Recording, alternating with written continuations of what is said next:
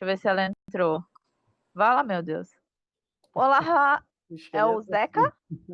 Olá, tudo bom? Boa noite. Olá, boa noite. Boa noite. Zeca, é a sua Rebeca, tá? O pessoal pode se apresentar. A Tassi deu uma caidinha, mas ela volta já, eu espero. Se vocês quiserem se apresentando novamente, fiquem à vontade. Eu sou meio ruim com esse negócio, que eu tô mais acostumada a trabalhar com backstage.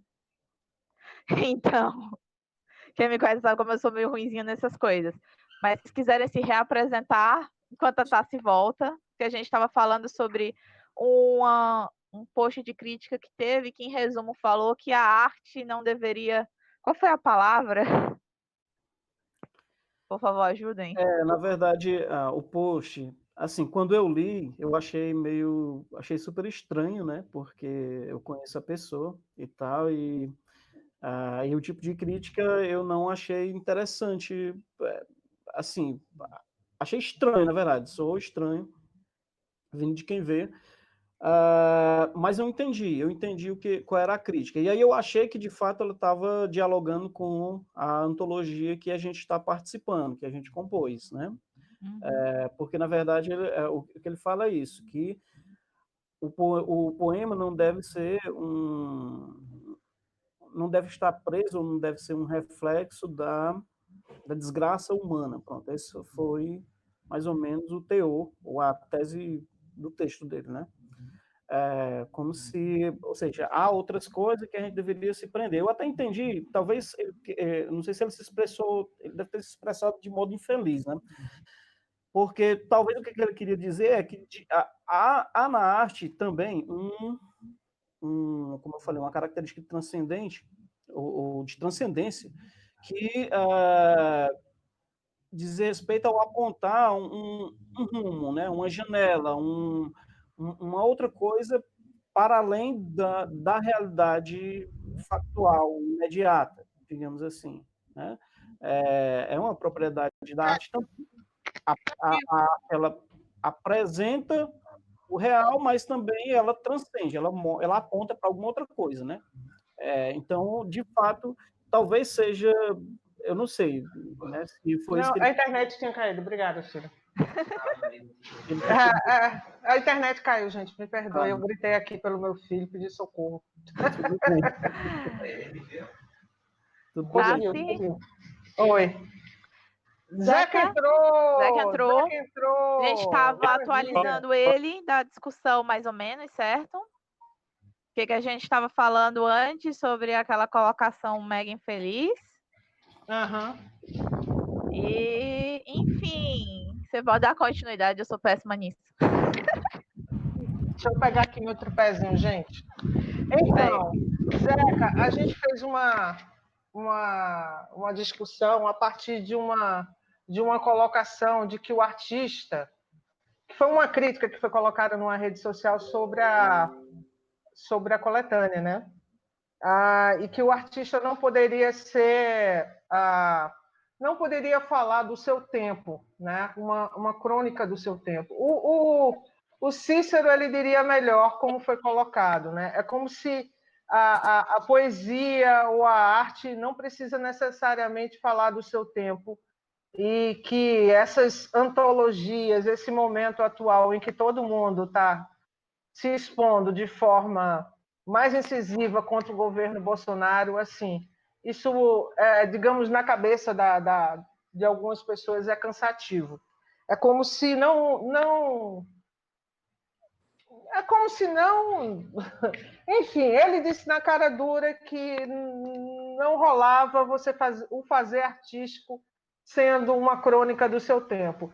E é uma coisa tão absurda, porque é como eu falei, o que seria de o Uivo de Allen Ginsberg, o que seria de Bob Dylan, o que seria de Carlos Drummond de Andrade, o que seria da Wisława, né? A poeta polonesa, o que seria... Enfim, eu acho que também não se aplica só a questão da literatura, se aplica também a questão do esporte, do posicionamento do esporte contra racismo, contra sistema político. Enfim, cada tempo tem uma forma de combate, cada forma de combate cabe a quem quer combatê-la, né? Enfim. Não sei se eu falei demais, mas é isso.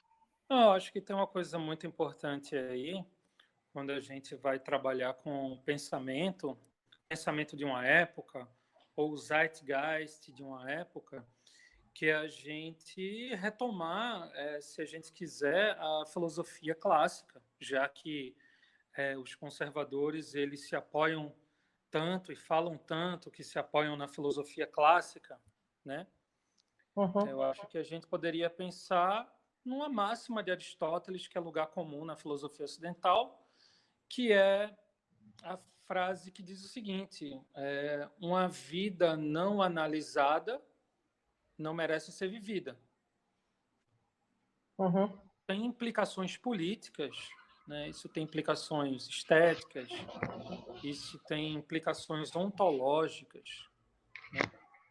Isso tem implicações identitárias que dialogam com o zeitgeist, dialogam com o tempo que a gente vive, dialogam com nossa sociedade, dialogam com o momento histórico que a gente se encontra, que vários autores vão chamar de pós-modernidade, outros vão chamar de contemporaneidade, outros vão chamar de capitalismo tardio, né?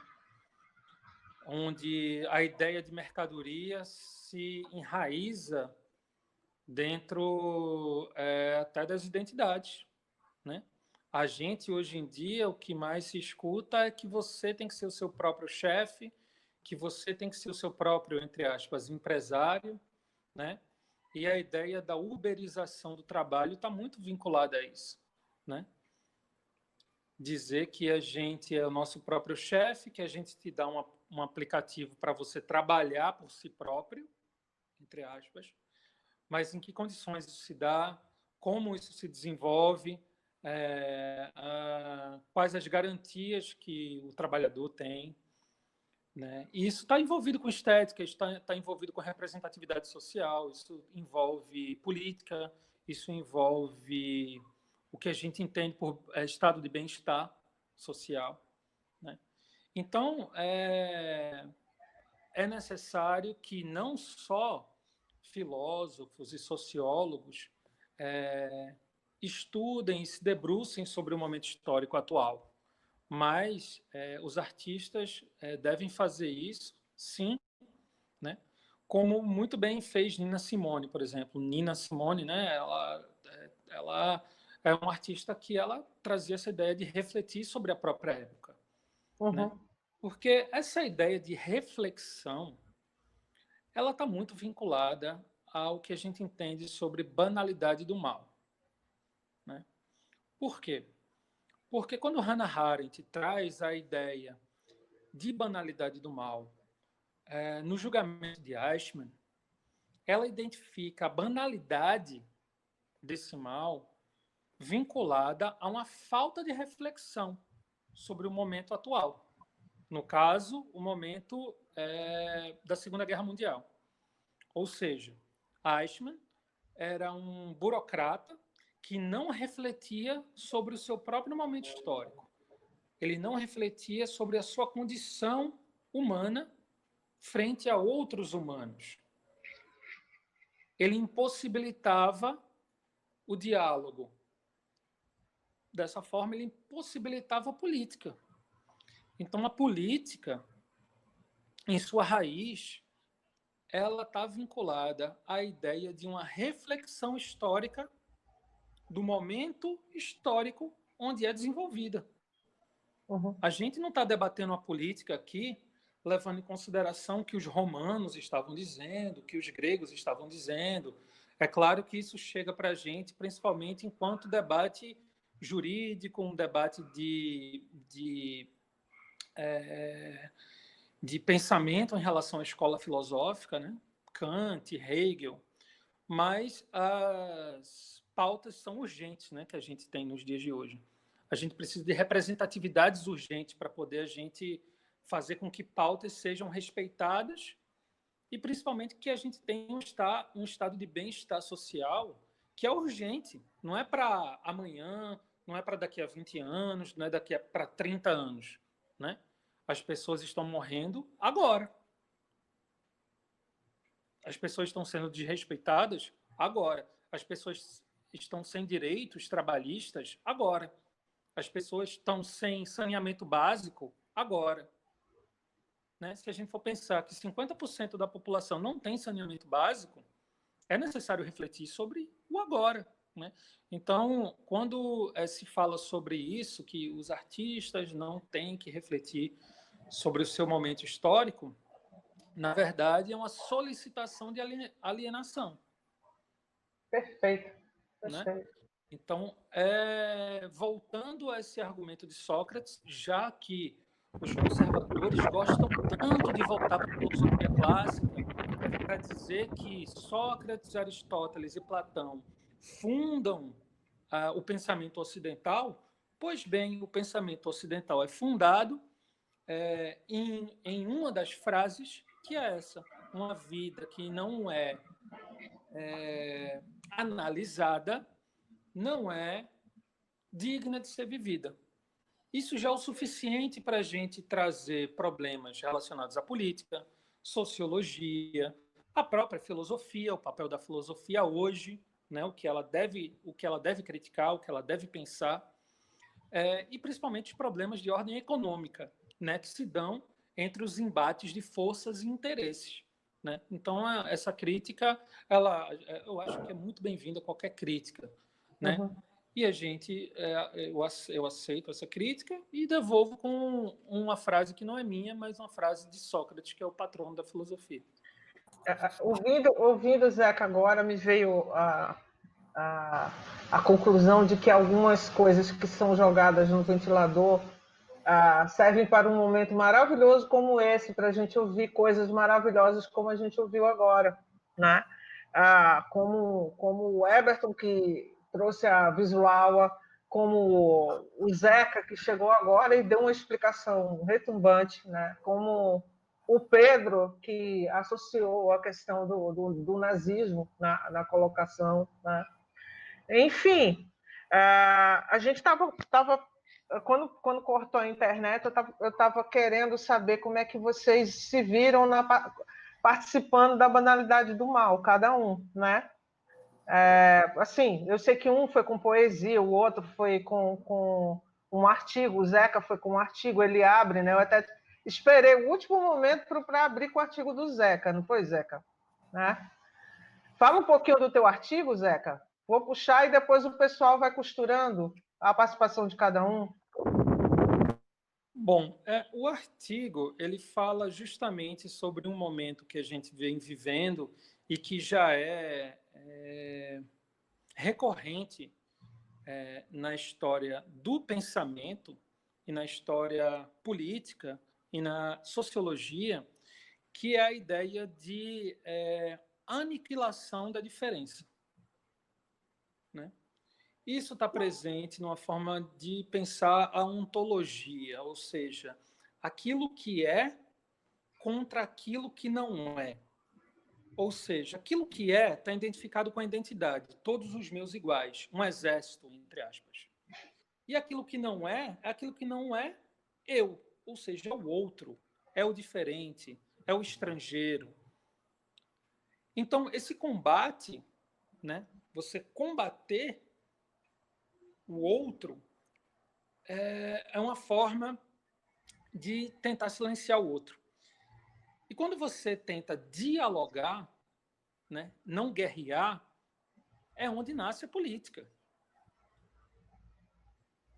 É onde você consegue colocar na mesa os interesses diferentes e tentar negociar, e não guerrear, silenciar, cancelar, apagar, matar.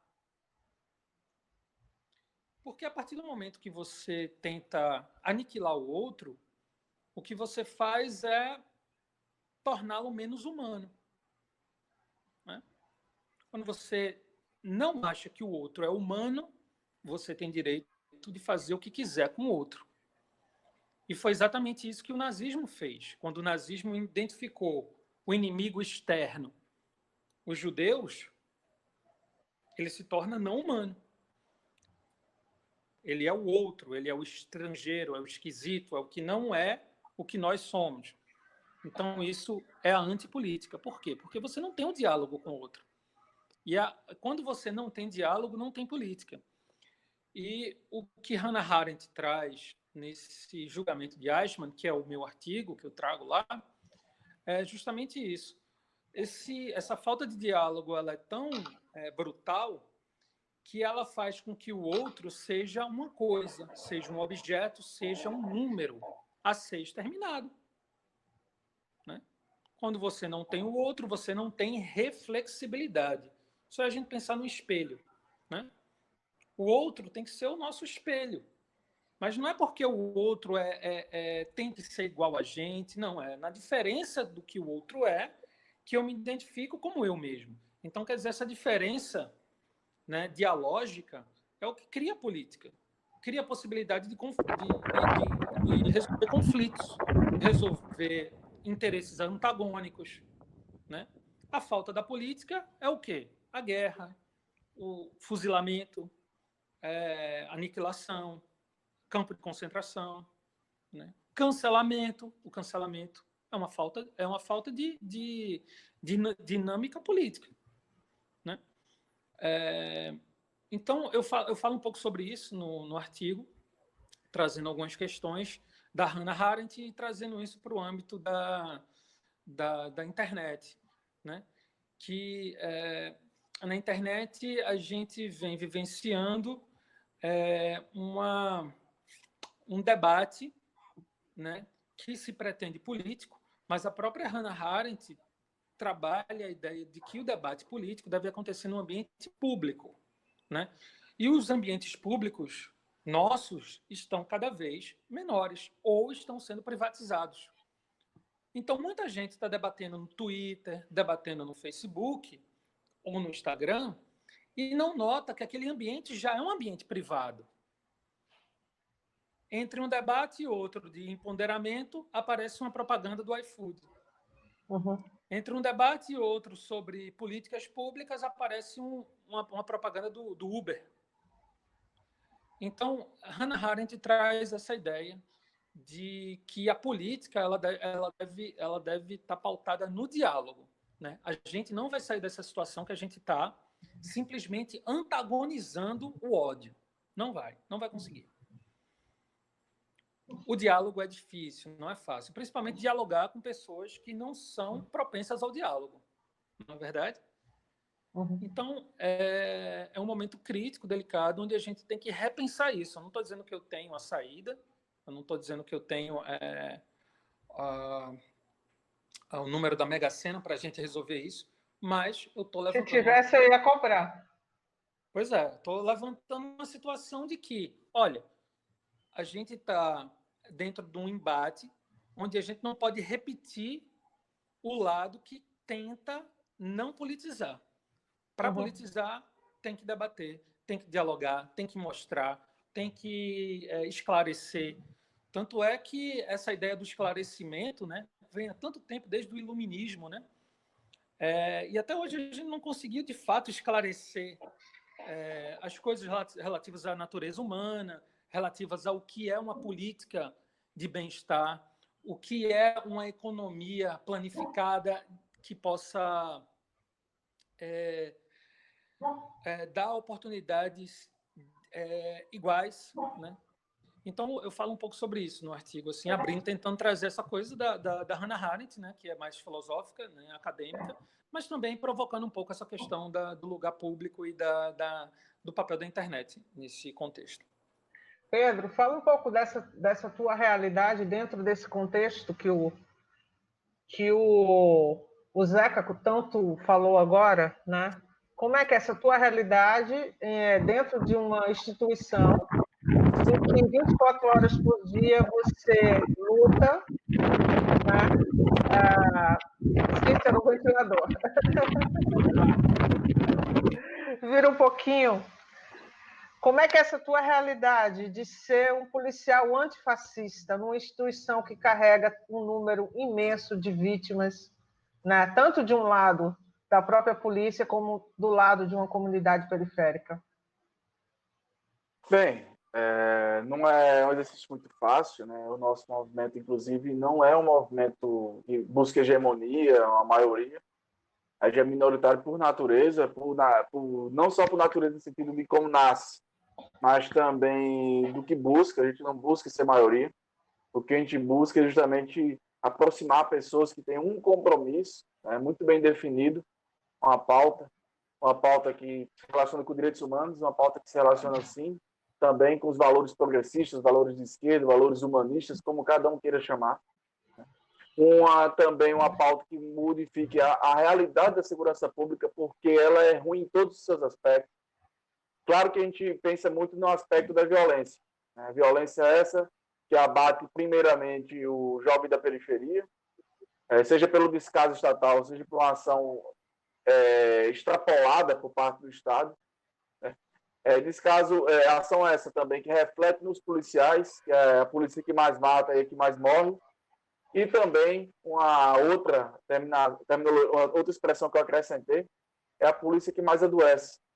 15% dos policiais são diagnosticados com transtornos, né, da mente, só os diagnosticados, né, fora outros que se escondem em drogas lícitas ou ilícitas e vão trabalhar todos os dias, né, dessa forma, não prestando um serviço que deveria ser adequado à população, não prestando a si mesmo. Isso reverbera na família, isso reverbera na instituição, isso reverbera em todos os lugares, todos os espaços. Então, primeiro, isso é o que une, né? O que faz a gente existir enquanto movimento. Claro que não é uma realidade muito fácil, né? Não é uma realidade muito fácil. Perseguições, ameaças, escanteamentos, perseguições em todos os âmbitos que se imagine ocorrem. Se você tinha uma realidade profissional que, de certa forma, era confortável para você, esqueça. Muito provavelmente você vai ser redesignado para um outro espaço que não seja interessante. Se você tinha algum tipo de benesse, esqueça. Não vai ter mais. Você vai estar no mais baixo que se possa estar dentro das pessoas que possam ganhar alguma gratificação ou alguma diária. São coisas que tem na polícia, às vezes, para os policiais. E viver nisso é bem complicado, mas ao mesmo tempo é muito gratificante. Opa, tem um latido aí no fundo. É meu cachorro. Sim, é bem gratificante. Deixa eu desligar aqui, gente, o meu. É bem gratificante também, já que está gravando, vou continuar. É bem gratificante no sentido de que a gente sabe que está do lado certo. E não do lado certo no aspecto simplesmente moral, do que é bom, do que é ruim, né? De quem vai para o céu, quem vai para o inferno. Não. A gente também está, claro que essa percepção ela é uma percepção que existe, mas ela é muito íntima de cada um de nós. Cada um participa do movimento, a leitura que faz, mas também é um certo e errado a partir do que é a experiência enquanto policial, no sentido técnico, e o sentido do que o retorno que dá à sociedade, que é muito baixo, né? É muito baixo. A nossa polícia, infelizmente, tem um índice de resolução de homicídios, que é o crime mais grave que a gente tem, baixíssimo. Algumas pessoas dizem 8, outras dizem 20. Todos os números são discutíveis, mas eles acabam não sendo mais discutíveis quando você tem 87 no Chile, 95 na Alemanha, 91 no Japão. Então, se é 8, se é 20, pouco importa. A numeração ela é tão absurda em outros lugares que a gente vê que não é uma questão simplesmente de se estamos contando certo, mas sim nós estamos fazendo mal. É o país que mais mata e é o país que pouco emprega a polícia para investigar homicídio. Por quê? Porque o homicídio é o crime que afeta a população de baixa renda. É o negro, o jovem que morre. Seja na mão da facção, seja na mão da disputa territorial, seja em virtude de uma dívida, seja em virtude de um engano, seja também, claro, na mão da polícia. Certo? Seja de forma lícita ou ilícita. O que acontece das duas formas, quando dois grupos são jogados a se degladiar. Descamisado matando sem camisa. Essa é a realidade. Mas é muito difícil porque a gente tem que lidar com 3 tipos de oposições. E aí eu vou encerrar a partir também dessas 3 oposições. A primeira é do ignorante, né? Talvez seja a maioria. Eu não sei precisar se é a maioria, mas talvez seja. é aquele cara que foi totalmente aculturado, né, pelas polícias, seja elas militares, seja as outras, civis também, e que entende que segurança pública é aquilo mesmo porque disseram que é aquilo e pronto. É como se fosse a verdade dada, celeste, vindo dos céus, da Bíblia. E é aquilo mesmo. Até porque, de certa forma, ele vai ter até uma razão em falar isso dentro da falta de experiências outras que a gente tenha. Agora, é claro que ele vai estar errado quando a gente pensar em outras formas de fazer polícia. Não que exista uma forma santa, perfeita e ideal, porque tem a contradição do fazer polícia e certos valores. Né? A polícia lida com coerção, com restrição de liberdade, ela é um braço armado e usa força.